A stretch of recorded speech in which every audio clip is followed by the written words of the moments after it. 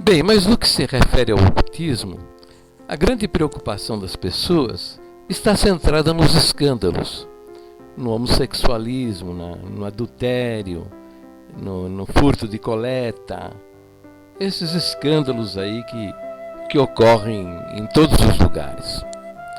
A congregação não é uma exceção. Isso acontece na Igreja Batista, nos metodistas, acontece lá com meio dos católicos, dos presbiterianos, da Assembleia de Deus. Porque onde o homem está o erro também. Agora, o ocultismo permite que essas coisas fiquem escondidas. Então veja, mas este não é o problema. O grande problema do ocultismo em termos de cristianismo é o seguinte: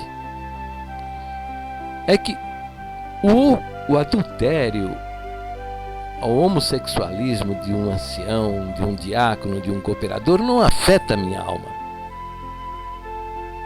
Eu não vou responder pelos pecados dele. Eu vou responder pelas coisas que eu praticar. Então o que eles fazem lá não afeta a minha alma. Agora presta atenção. Doutrinas heréticas, ensinamentos confusos e contraditórios, isto sim afeta a minha alma. E o ocultismo é um instrumento de Satanás para desviar a igreja dos seus verdadeiros objetivos, da sua verdadeira missão, e tira a igreja do centro da vontade de Deus.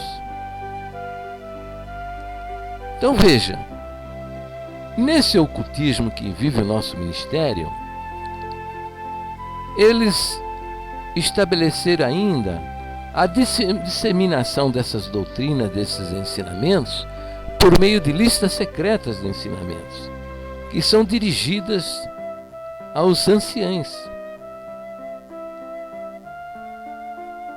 Você não pode saber o que ela contém, nem eu posso saber, nem o diácono, nem o cooperador, só os anciãos. E mais ainda, nem a mulher do ancião, nem o filho do ancião, nem o irmão do ancião pode saber. Porque se ele der conhecimento do conteúdo dessas listas, ele vai para a marca do pênalti e vai terminar expulso do ministério. É considerado indigno. Bom, tudo bem, se eles fossem santinhos, guiados por Deus, fizessem as coisas certinhas, dentro da Escritura Sagrada, não tinha problema. Mas os homens estão desviados da palavra de Deus. Então agora, daqui para frente, nestes vídeos, nós vamos tratar das doutrinas heréticas da congregação cristã no Brasil. Não vamos falar de escândalos, porque escândalo não mata a sua alma, mas doutrina herética mata a sua alma e leva você para o inferno. Então veja bem, nós temos o ocultismo, decisões secretas tomadas doutrinárias, decisões doutrinárias secretas, decisões tomadas por homens que não conhecemos, ninguém sabe quem são, e isso tudo disseminado por meio de listas secretas de ensinamentos, que é outra prática abominável e que a palavra de Deus não ensina isso. Muito bem, então vamos pegar uma das principais doutrinas heréticas. O nosso primeiro ponto de doutrina foi definido como tal em 1927 na Califórnia. Ele diz o seguinte: nós cremos na inteira Bíblia e aceitamos-la como a infalível palavra de Deus inspirada pelo Espírito Santo. Ela é a nossa única e perfeita guia de fé e conduta. A ela nada podemos acrescentar, nem dela diminuir, e ela é o poder de Deus para a salvação de todo aquele que crê. Muito bem. Mas por volta de 1950, um pouco antes, um pouco depois, começou a se firmar a crença de que a Bíblia não é a palavra de Deus. A Bíblia é a letra morta. A palavra de Deus está na boca do ancião. É aquilo que o ancião fala. Entendeu?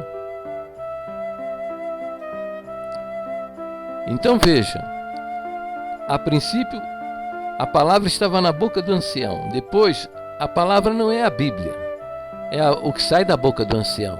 O que está na Bíblia é letra morta. E mais adiante, mais uns anos depois, ainda esticaram um pouco mais essa heresia. O ministro tem que ser um ancião da congregação, que tem a palavra de Deus na sua boca. Os demais das outras denominações evangélicas não são servos de Deus e não têm a palavra de Deus em suas bocas. Isso é uma contradição, é um ataque à palavra de Deus, porque a palavra de Deus, a Bíblia se apresenta a si mesma como a palavra de Deus, viva e eficaz.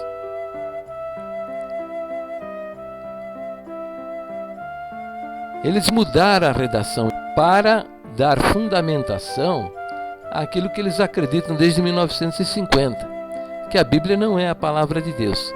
Então, atendendo aí às crenças de teólogos modernistas, teólogos liberais, alteraram a redação desse ponto de doutrina, acrescentando a palavra contendo. Então veja, foram dois acréscimos de fato. Acrescentar a palavra sagrada e a palavra contendo na redação. A palavra sagrada foi acrescentada apenas para passar a impressão de respeito, de reverência com as escrituras sagradas. Uma reverência e um respeito que não existe, porque se de fato existisse, eles não fariam essa adulteração do primeiro ponto de doutrina. Então ficou assim, nós queremos ter a Bíblia sagrada,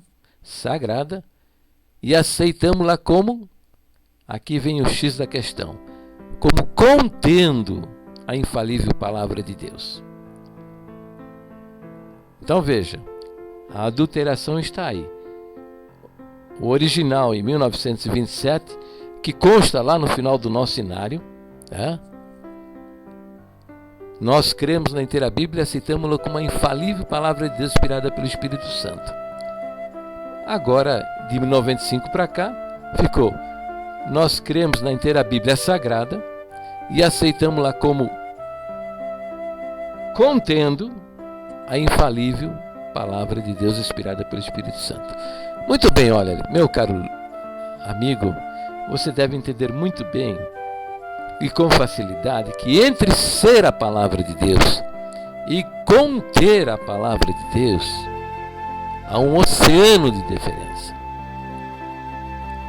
Tem mais, hein? Se a Bíblia apenas contém a palavra de Deus, ela já não pode ser, deixou de ser infalível. É cheia de falhas. É lógico.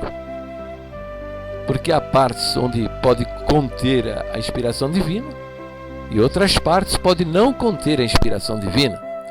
Então a Bíblia virou um pantanal de dúvidas. E muito do que a Bíblia afirma torna-se, evidentemente, coloca-se debaixo de suspeição.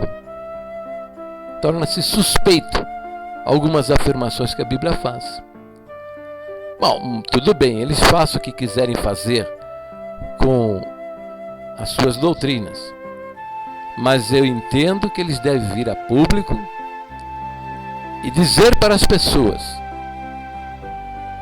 Irmandade, não cremos mais na Bíblia como a infalível palavra de Deus. A Bíblia não é a infalível palavra de Deus, ela contém a palavra de Deus. E mostrar para a gente onde é que contém a inspiração divina e onde não contém a inspiração divina. Não é isso?